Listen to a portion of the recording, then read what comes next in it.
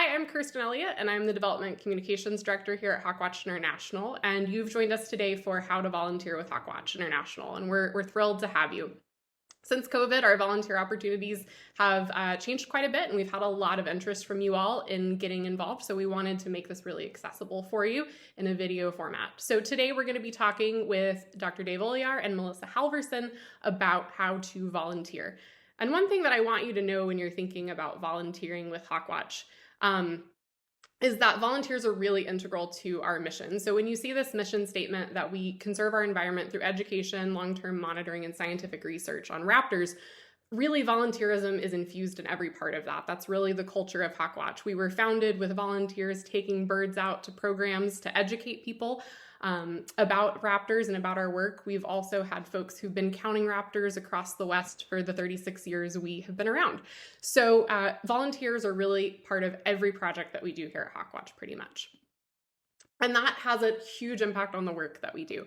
Each year, we have tens of thousands of hours that are contributed by tons of volunteers, and that translates to about $700,000 in value each year. So we're super grateful that you want to be a part of this and that you're willing to get involved in conservation.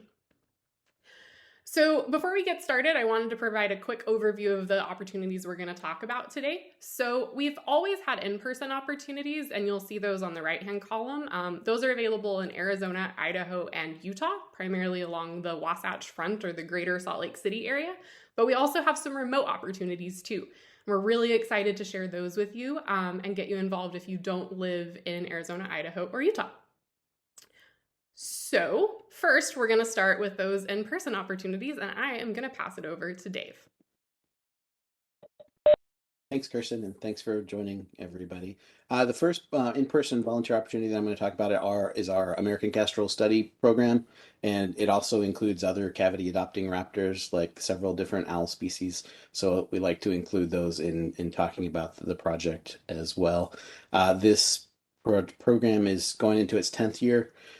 We mostly focus on kestrels during the breeding season, and in Utah and in Idaho and in Arizona, that runs March through July for the most part. What we have in terms of volunteer opportunities for this program is we're looking for folks to basically go out weekly and monitor a subset of nest boxes. That includes either climbing up on a ladder to take a look inside, or using a camera on a pole to take a look inside and logging data.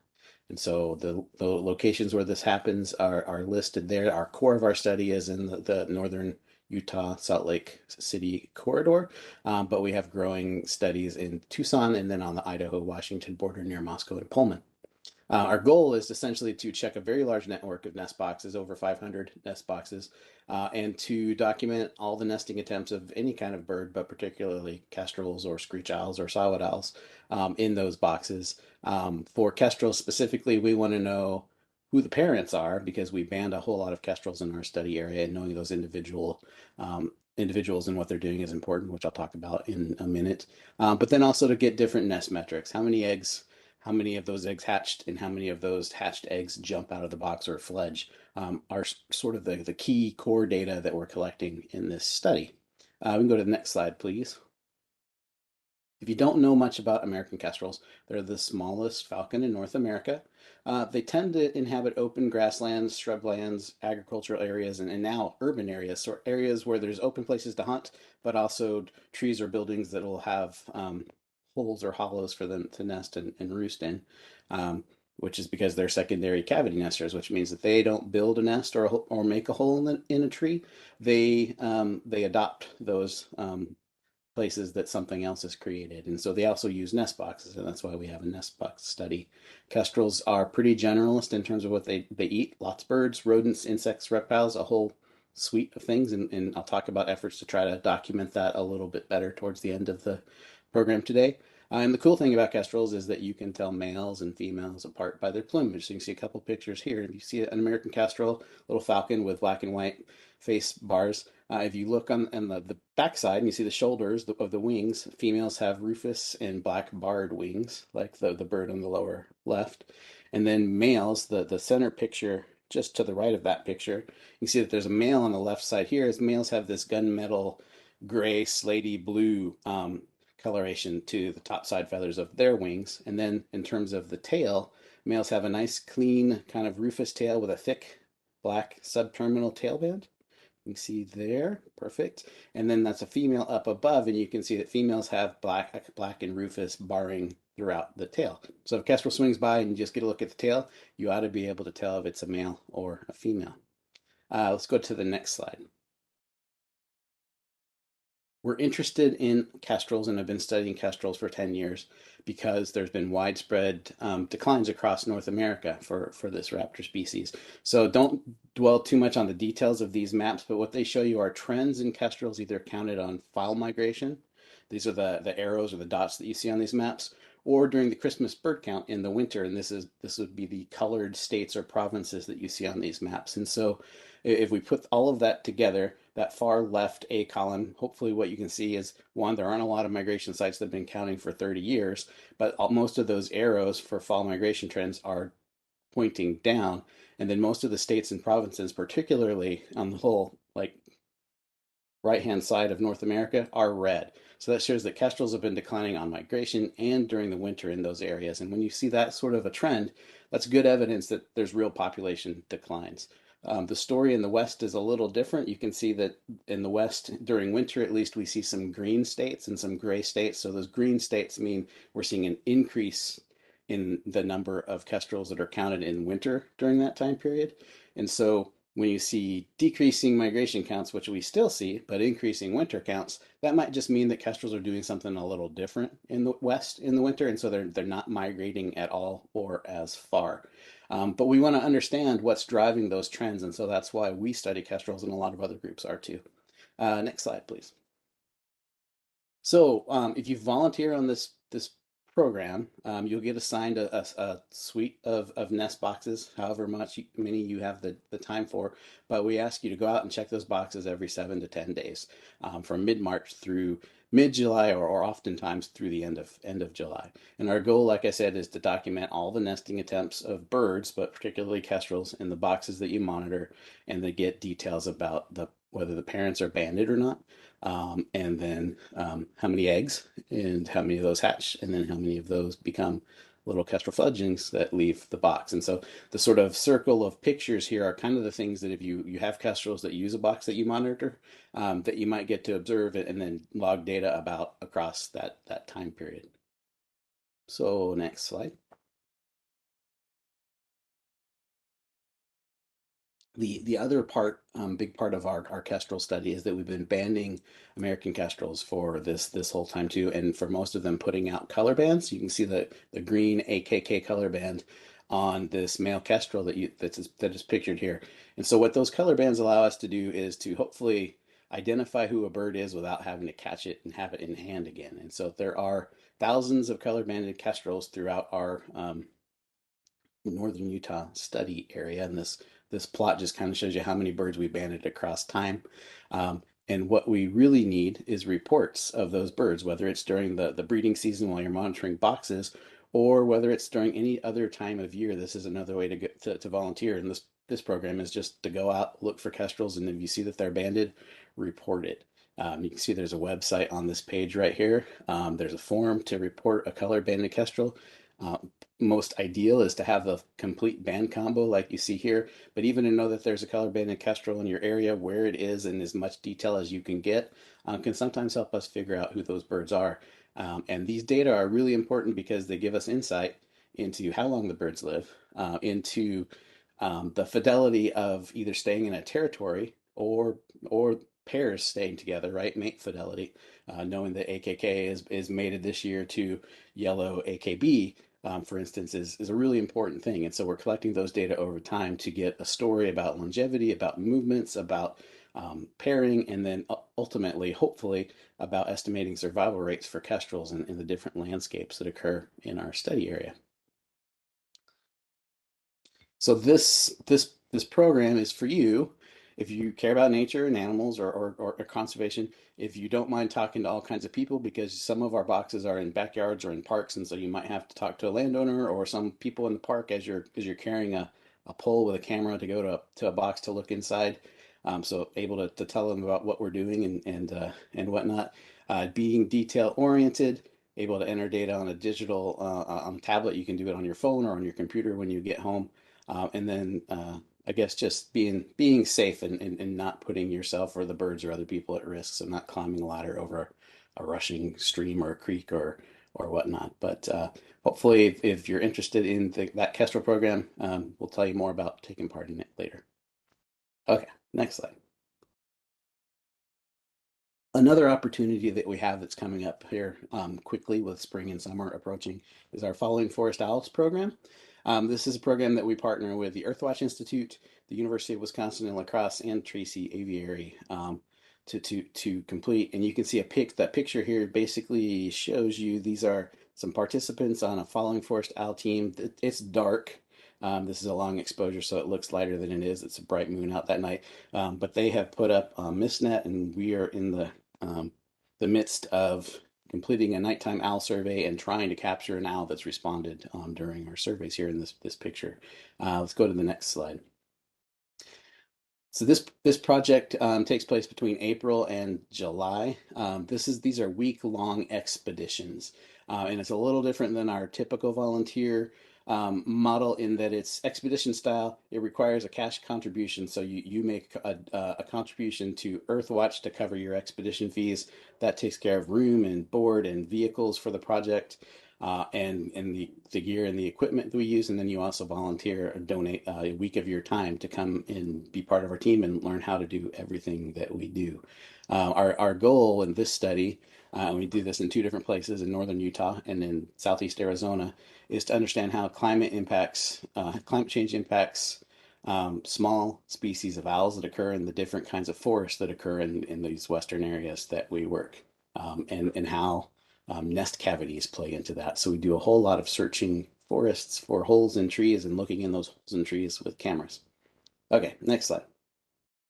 The six focal species for this work are six tiny owls. So we've got the flammulated owl, the elf owl, the whiskered screech owl, northern pygmy owl, which is our only diurnal owl species that we study, which means it's active during the day, the western screech owl, and the northern saw-whet owl. So in Arizona, all six of these species occur in the same area. In Utah, we have three of these species that occur in the same area, and many of them are understudied. So anything that we learn about them is a nice contribution to the knowledge base about them. So like the whiskered screech owl, the elf owl, and the flammulated owl are probably some of the most understudied North American raptor species.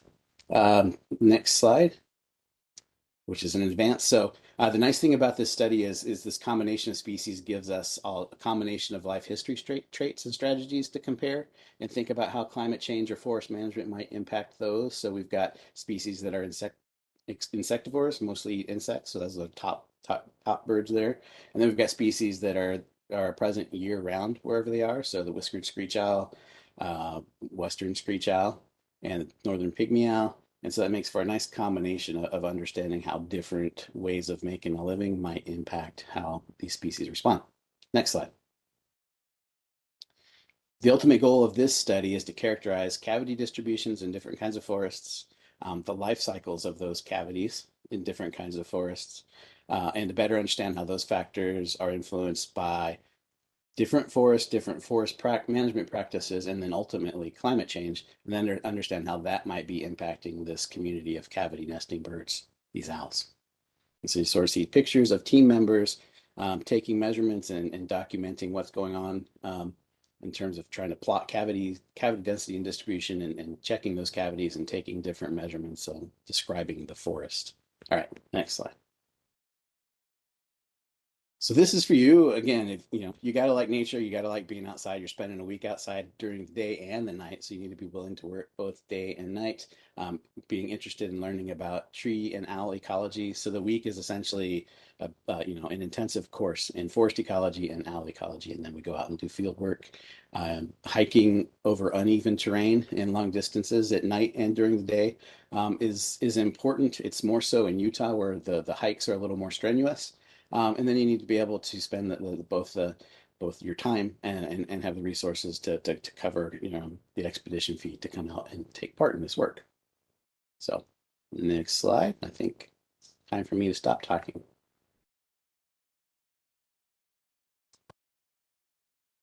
All right. Well, thank you for that information, Dave. And thank you, everybody, for your votes on birds. So I did bring a little friend. And it's funny because she is one of the species that, if she'll look at the camera, one of the species that Dave and his team are studying in the following Forest Owls project. So just for fun in the chat, if you know what species she is of those 6 owls that Dave mentioned, throw that in the chat and I will confirm or deny your answers in just a minute. But while we're waiting for that, if you want to go to the slides, Kirsten, we'll talk through those and I'll tell you a little bit more about this bird in just a moment. So on the education team, we do have volunteer opportunities for folks who are local to Salt Lake City and the northern Utah area. We do have docents who come from as far away as Morgan or as far south as Provo to volunteer. And that's certainly an option provided you are able to make the travel time commitment and everything. So this is something we do year round. We rely on docents to help deliver our community outreach programs. And it is a really cool opportunity because you do get the chance to work with our raptor ambassadors like this bird here. Her name is Artemis. She's not a pygmy owl. She's not a flammulated owl, but Ray is right. She is a Western screech owl. So good job. Points to Ray for that answer. So we ask for this program that you commit a pretty serious chunk of time because in order to handle the birds, there is a lot of training involved. And then we obviously ask you to deliver programs. So we ask you to sign up for at least 2 per month, and then we usually schedule you for at least 1 of those. So typically, depending on whether or not you finished your training on the birds, it is a time commitment of about 4 hours a month. If you're still working on training with birds, sometimes you might have a few more hours a month up front as you're completing that training. We can go to the next slide. So the biggest perk of this this volunteer opportunity, obviously for many people, is the chance to work with our raptor ambassadors. And we really are excited about this opportunity. Of course, our preference is always for raptors to be wild. And, you know, we wish that none of these birds had to live a life in captivity. But all of our raptor ambassadors, and we have 10 total, are for one reason or another unable to survive in the wild. So for example, I have Artemis, the Western screech owl here, and Artemis was in a collision with a car. Now, because these little owls are so small, that sort of impact doesn't always kill them, especially if it's just kind of a graze. But in Artemis's case, what it did is it led to a loss of vision in her right eye. So without that binocular vision, it could be more challenging for her to hunt. So you'll see when I bring my finger near the right side of her face, she doesn't respond at all. And on the left side, she definitely can see it. Now, Dave actually has told us that they have encountered owls in the forest owl study that have a vision impairment in one eye and are still being successful. So these days, a wildlife rehabilitator may choose to release a bird with a single eye issue. But when Artemis came to the wildlife rehabilitator back in the early 2000s, it was still common practice not to release owls with a vision impairment. So Artemis is going to stay with us for the rest of her life. We have a permit from the Fish and Wildlife Service for all of our birds. And as part of our education permit, these birds have to do education programs. So I consider Artemis a coworker. They're part of our team. And in order to safely handle a bird like Artemis, it does require some extensive training. So Artemis is one of what we call our 4 starter birds. So we have 4 birds that we train people on in the beginning. The 4 starters are a little easier to handle or are younger and don't have as many special handling requirements. So if you were to sign up to be a docent, you would start out as a trainee and you would come and meet one of our trainers, and each training lasts about an hour. And we typically ask you to sign up for 2 a month.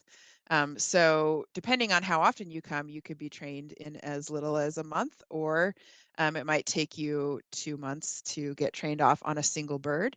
And then once you are passed off on a bird, you can start taking them out to programs. So there's kind of two pieces to this. One is the handling skills, and then the other side of it is you really need to be someone who enjoys talking to people. As with all of Dave's programs, being passionate about nature and conservation is really key. That's our mission at HawkWatch, is to conserve the environment. So having that love of the environment is helpful, and then being able and comfortable talking with all kinds of people. So we have programs at everything from preschools to senior centers. So we talk to people of all ages and backgrounds. We do a lot of meet and greet style programs where pretty much anyone can approach and ask you questions. So we do our best to prepare you and help you feel like you have the information that you need, but you need to be willing and able to talk to just about anyone about birds. So if you're someone who's constantly sharing facts with your friends, or posting things on your social media about education or nature, you might be a great fit for this program. So as we mentioned, passionate about conservation, animals, and nature. If you have any sort of previous experience handling really any kind of animal, that can give you some skills that can help build upon your training with raptors. They're very different from other birds people typically interact with. They're not like parrots or some other pet birds. But we'll teach you how to read the body language and things like that. But having any sort of familiarity with animals and animal behavior or training practices will be helpful, but not required by any means. It is really important that you are dependable, because we're sending these birds out with you without supervision once you're fully trained. And so we need to know that we can rely on you to follow the rules and to prioritize the safety of the animals and of yourself and the guests that are interacting with them. So we need people who are willing to follow our procedures and protocols. And then, of course, because you're working independently, it's really useful if you are able to make decisions, or that you feel comfortable, using your judgment. And we do require that folks are 18 or older. That is part of our permit. So in order to handle the birds unsupervised, you do need to be at least 18 years old. And it's really helpful to have reliable transportation as well, since we do programs all over the state. Go to our next slide. I think that might be all for me.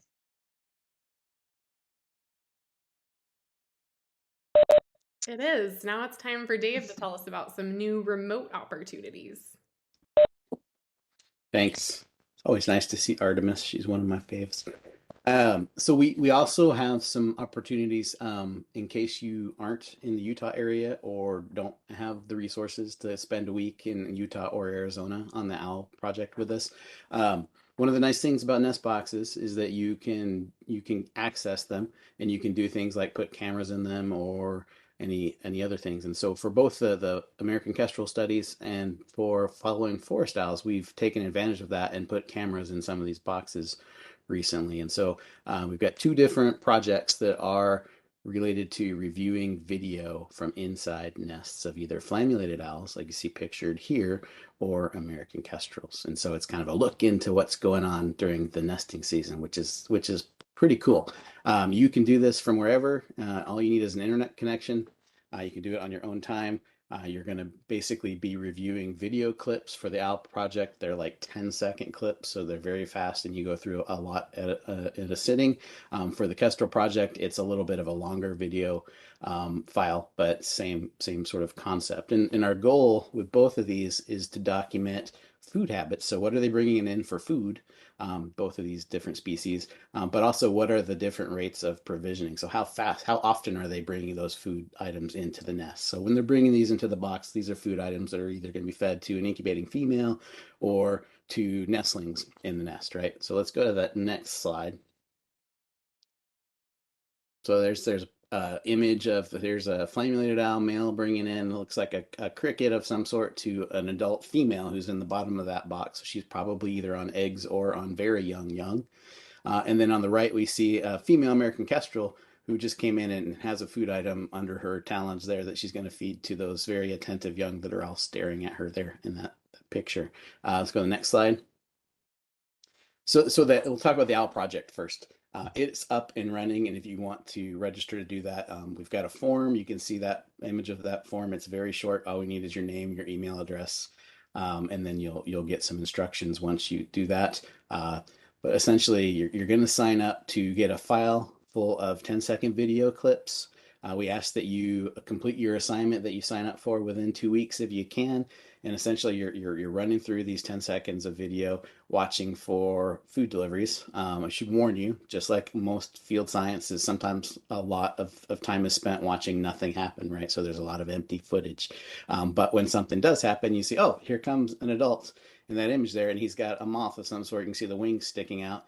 That's when you pause the video and start to register some information more than just no food delivery on the form that you fill out. And so going through that is fun. There's a Word document with directions for how to do this.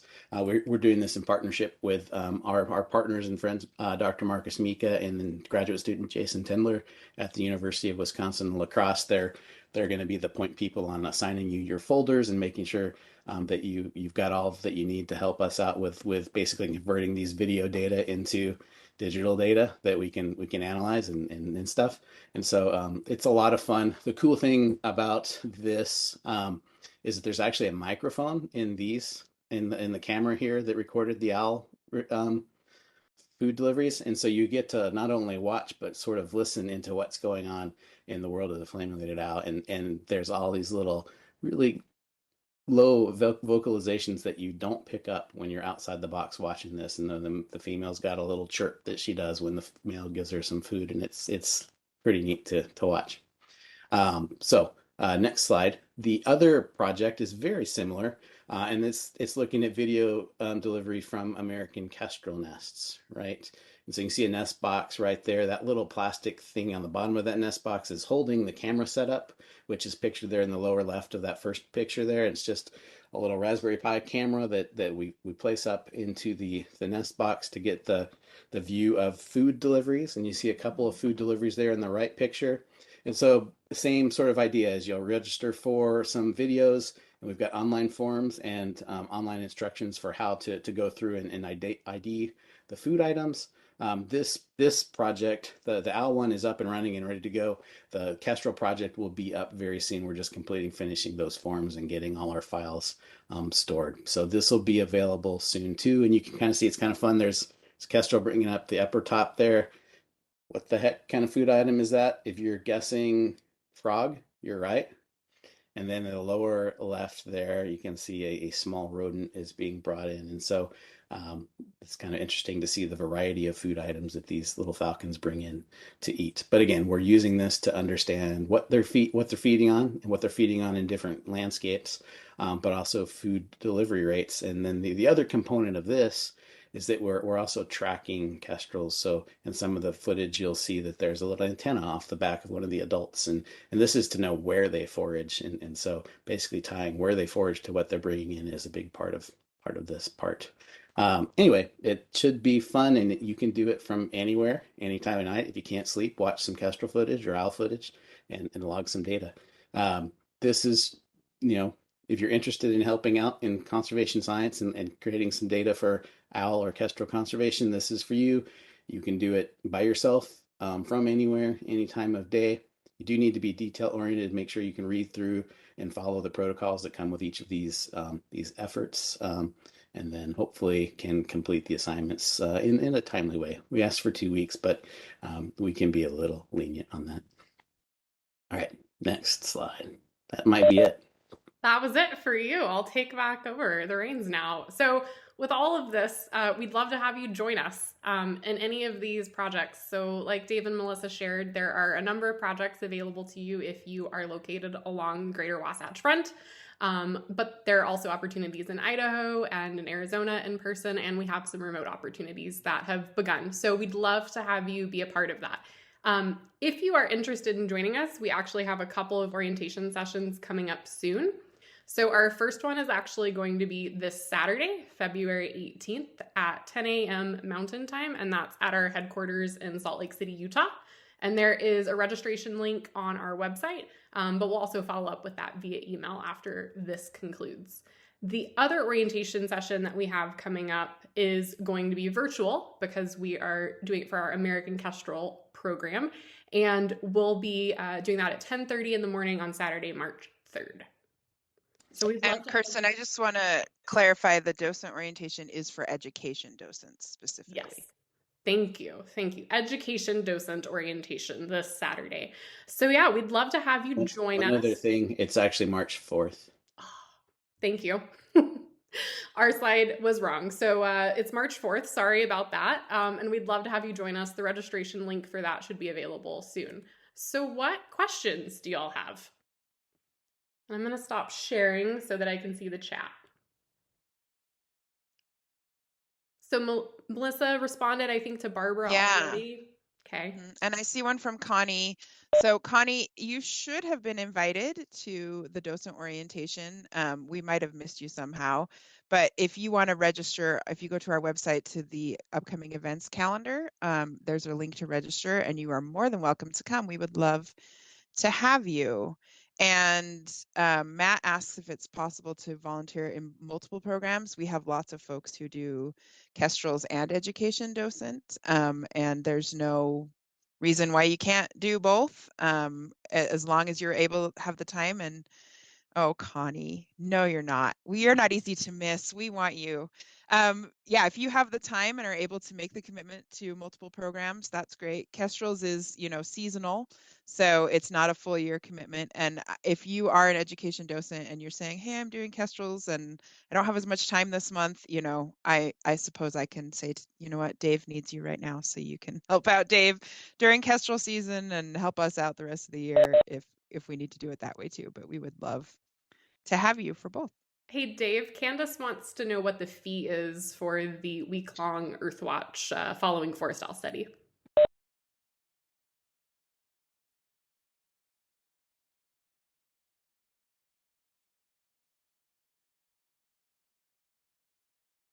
Sorry, I was checking the website to make sure I don't give any wrong information. It starts at $28.25, and so that's room and board that covers room and board for you, transportation, vehicle rentals. It also offsets the cost of our field team of biologists that you end up spending the whole week with. And I don't know if I mentioned it when I talked about it, but that expedition fee and your plane tickets to get to Tucson or Utah, if you're coming from somewhere else, are all tax deductible. That is a great point. So if you are interested, Candace, we'd love to have you. There are still slots available on this season's trips.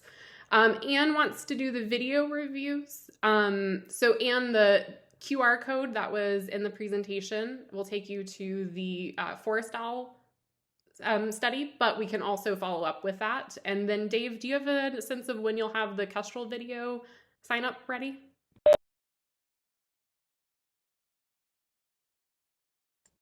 Yeah, hopefully I would say we have that ready probably next week sometime.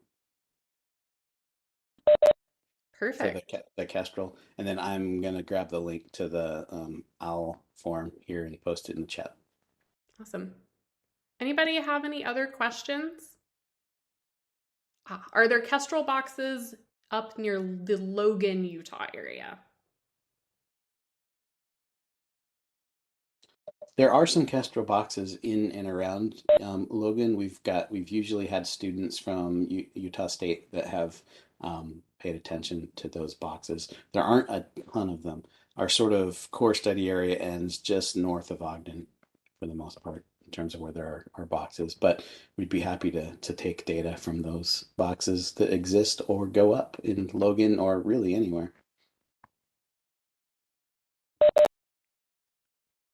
Perfect. And someone asked about the signing up for the different opportunities. So no, each of these are distinct opportunities.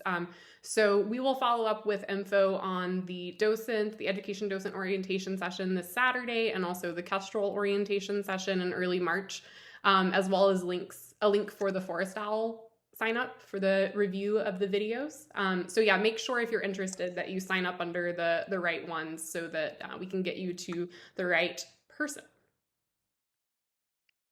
Thank you, Dave, for putting that Forrestal link in the chat. Perfect. I'm sure in the follow-up email as well, if you're worried about grabbing things out of the chat, we'll send the follow-up email that will have all this information. May I plug another opportunity for people local to Salt Lake this weekend, Kirsten? Plug away, Melissa. So we're really excited to introduce our newest Raptor ambassador. Her name is Deneb, and she's an American Kestrel. And she's going to be at an open house that is open to the general public. It's going to be held at the Mark Miller Subaru Southtown car dealership, which is in Sandy. I don't know if Kirsten has the address, but I can look it up and put that in the chat as well. But that's from 2 to 5 this Saturday. We're going to have multiple birds there. If you want to see the Raptor ambassadors up close, have a chance to, kind of talk to some of our staff and docents about what we do with them. And maybe, if the morning docent orientation doesn't work out for you, or if you're not ready to make that commitment, but you still want to see the birds in person, this is a free event that you can join us at. And again, that's at the Mark Miller Subaru Southtown in Sandy. And it's already in the chat. So if you're local, bring your families and friends and come and meet some birds up close, including the American Kestrel Deneb. She's real cute and super feisty and going to be a lot of fun as a Raptor ambassador. So excited for that event, Melissa. I think that's going to be a lot of fun. And if you're not local to Salt Lake City, never fear. If you join us on Facebook on Saturday, we'll be going live from the dealership, so you can still meet Deneb, our new Raptor ambassador. And Connie's asking about Farmington. Yes, we will also be at the Eccles Wildlife Education Center in Farmington with Hallie the Bald Eagle. She will be there from 11 a.m. to 1 p.m. also on Saturday. So there are multiple opportunities for bird meet and greets this weekend. And those should all be on our calendar on our website as well. Bob wants to know if there is another education docent orientation session planned in the future because he's going to be out of town this weekend. So Bob, if you want to go ahead and register for the event, and then I believe there's a place where you can leave a note, you can let us know and we can actually record it and send you a recording and just to see if it's something that you're interested in. If there isn't a place to leave a note, you can email education@hawkwatch.org and just let me know your situation and we'll make sure you get all the information that you need to see if you want to join our cohort of docents this time. Thank you, Barbara. Yeah, Barbara said we're doing a lot of great things, and we really do appreciate that, Barbara. Sometimes it feels like we're stretched a little more thin than we'd like to be, but there's just so much work to be done to conserve raptors and to educate people about these incredible birds. Any last questions from our audience, or any last comments from our panelists? I just want to say, whether you can commit to volunteering or not, we always appreciate your support, and even just, watching a program like this, I feel like you get a chance to learn something from us and we get a chance to connect with you, and we're grateful for you giving up part of your time to be here today, because I think time is the most valuable resource any of us have. Yeah, I'll say that that's very true. The other thing for a lot of these at least the data collection projects is that you can do them with friends. You can also do them with family. We have lots of families that sign up to monitor nest boxes, and they make that a weekly Saturday event to go out and check their nest boxes together. And so if you're wondering if it fits for you, whether you like working alone, working with people you know, or wanting to make new friends, that all of that sort of thing can happen in these different kinds of opportunities. So we pull people in, and someone asked earlier about, is it okay to volunteer for multiple projects or programs? And I think our little secret is that usually once someone comes in on one of those efforts, they get sucked into all things that we do. And because there's a lot of variety and a lot of fun, and we try to have things available all year long.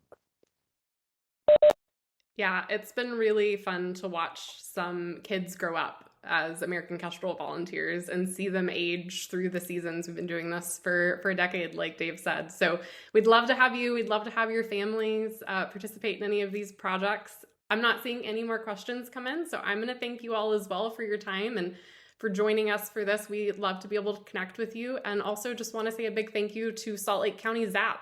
They help make programs like this possible, as do you, our supporters. So thank you so much. Have a great day, everybody.